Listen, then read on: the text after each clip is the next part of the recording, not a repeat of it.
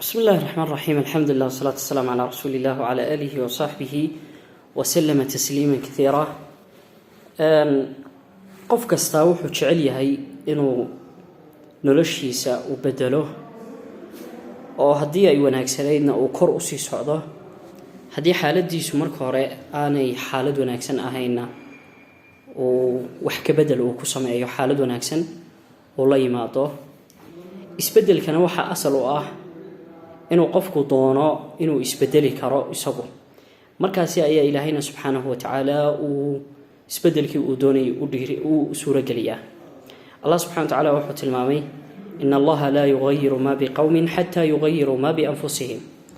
qola inaanay bedelin aanu allah subxana wa tacaala xaaladooda bedelin, hadday wanaagsanaydna aanu mid kasii wanaagsan u bedelin, hadday marka hore xaalad xun ahaydna xaalad wanaagsan aanu alla u bedelin, haddii marka hore ay wanaagsanaydna xaalad aan wanaagsanayn aanu alla u bedelin, ilaa qofku isbedelka rasmiga uu isagu sameeyo.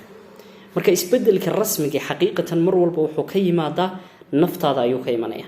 adigu sidii aad isku bedesho ayay mar walba uu isbedelka rasmigii uu ka dhalanaya.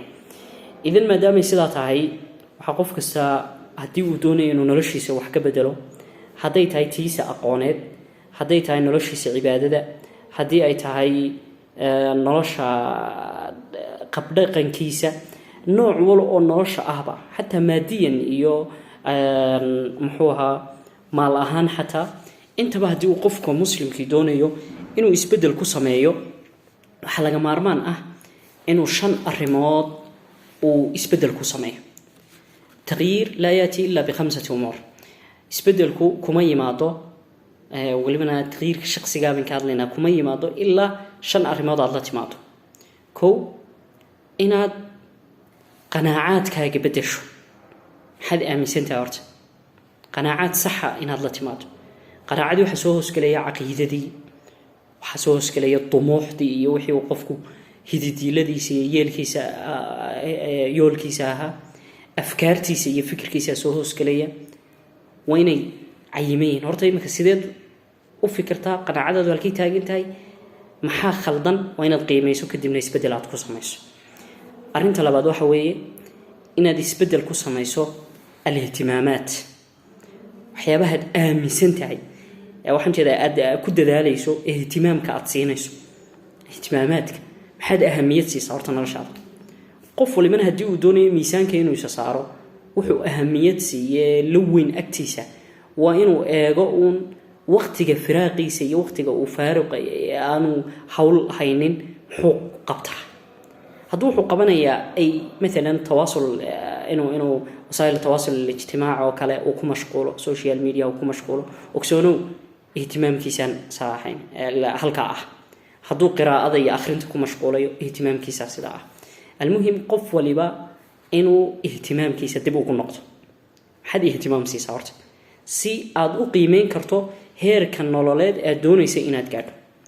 arrinka saddexaad ee isbedelkaaga saameyn ku yeelanaya waxa weeyaan mahaaraadkaaga inaad eegto. maada tuxsin? maxaad wanaajisaa? mahaaraad waxa weeyaan waxaad taqaano, hadday aqoon tahay, hadday farsamo gacan tahay, hadday arrimo kaloo lagu shaqaysta ay tahay, maxaa taqaanaa horta inaad hoos isku eegto adigu. maada tuxsin? aad isweydiiso su-aashaas. maxaad wanaajin kartaa? shaqo hadday tahay, hadday farsamo gacmeed tahay, hadday aqoon tahay, wax walba mahaaraadkaaga inaad dib ugu noqoto. arrinka afraad ee tagayurka iyo isbedelka sabab u noqonaya waa alcalaaqaat. xidhiidhada aad samayso yaad la samaysaa inaad dib ugu noqoto. haddaad doonayso xaaladaadii inaad sii wanaajiso, waa inaad calaaqaadkaaga eegto. waa inaad eegto nawciyat annaas aladiina tusaaxibuhu. noocyada dadka aad la saaxiibayso waa inaad hoos u eegto.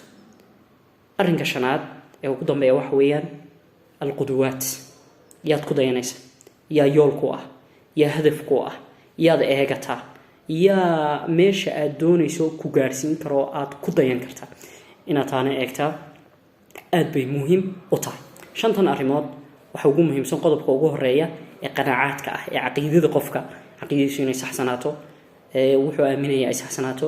waliajli dalik nabigu sala allahu calayhi wacala alihi wasaxbi wasalam 13 sannadood wuxuu dhisayay waxay ahayd caqiidada dadka iyo waxay aaminsan yihiin ayaa marka markuu joogay uu dhisayay marka dambe axkaamtii shareecadu ay xaggii madiina markii loo guuray ee loo hijrooday ay u badatay idan taas waxay ku tusinaysaa ihtimaamka uu nabigu sallallahu alayhi wasallam siin jiray jaanib alcaqiida barakallahu fiikum shanta arrimood waa 5 arrimood oo sabab u noqon kara noloshaada inaad isbedel aad ku samayso qof walibana waa jecel yahay inuu isbedel sameeyo ilaahay baynu weydiisanaynaa khayrka dhamaanteena inuu waafajiyo kuwa naftooda wanaag iyo isbedel fiican u horseedana alla inaga dhigo subhanakallahumma bihamdik shada la ilaha illa anta astaghfiruka wa atubu ilayk